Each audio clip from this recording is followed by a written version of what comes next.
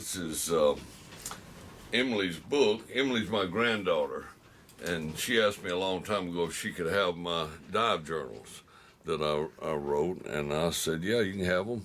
And so anyway, I put a bunch of them together over the years, and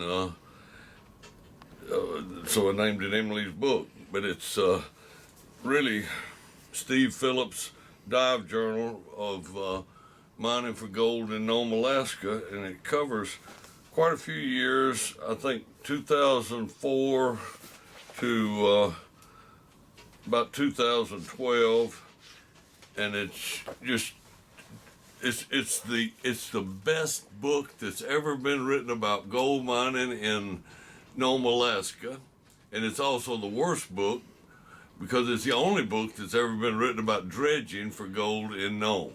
And it's just basically my dive journal. There's a lot of pictures and interesting little stories, and just telling about everything that's went on during those years. Some of the time we were living in tent, and sometimes we were living in a cabin, and it tells about all our breakdowns and our failures, our successes, and it's just, I think it's a pretty good book. And if anybody's interested, you can call me or call our dive store, Southern Skin Diver Supply in Birmingham. Phone number of the dive store is 205-595-3052, or at my house when I'm home. I'm up in Alaska 4 months a year, but when I'm home, it's 205-672-9310. And I think you might like my book.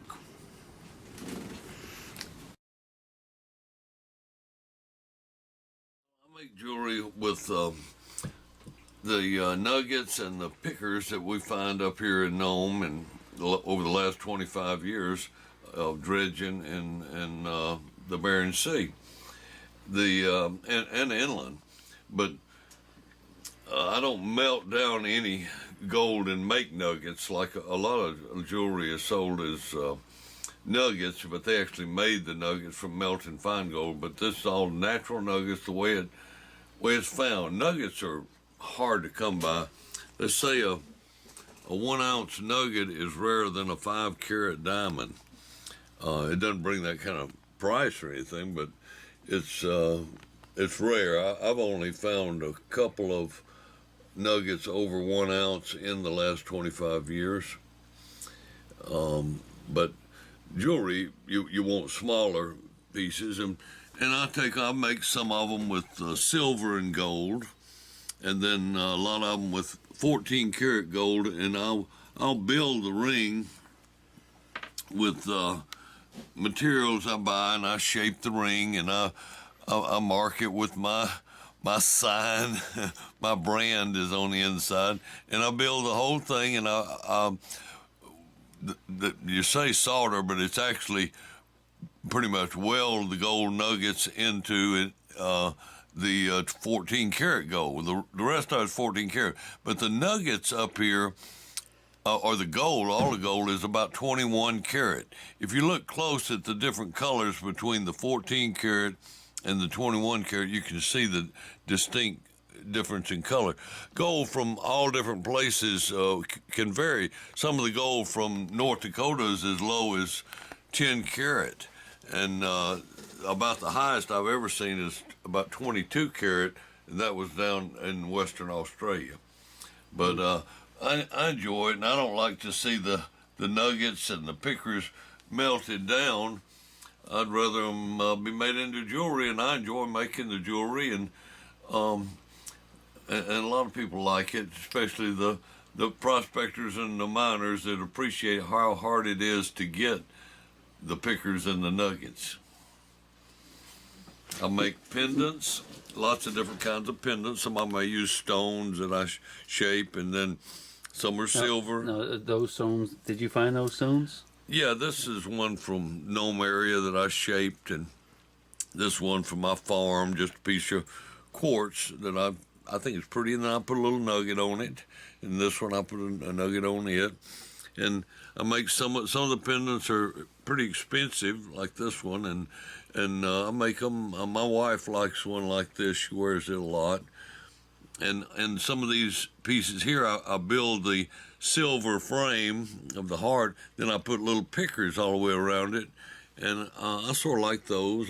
For somebody who likes horses, I made this horseshoe out of 14 karat gold and put a big nugget in it, and make all kinds of things, a lot of earrings. Women like the earrings a lot, and they're pure gold. This is gold that you would keep forever. I build the French loops, and I planish it, and I put the temper in it where it doesn't lose the spring tension. I learned a lot about making the jewelry over the years, and it really enjoyed making it. Now I'm getting a little old to be doing what I used to do, but I still really like the jewelry. It's beautiful. You do absolutely gorgeous work. Well, thank you. Yeah.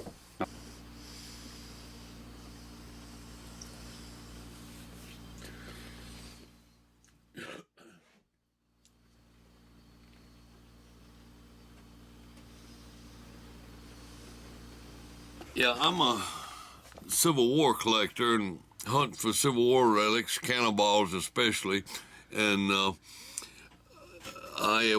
you would never wear an original Confederate belt buckle.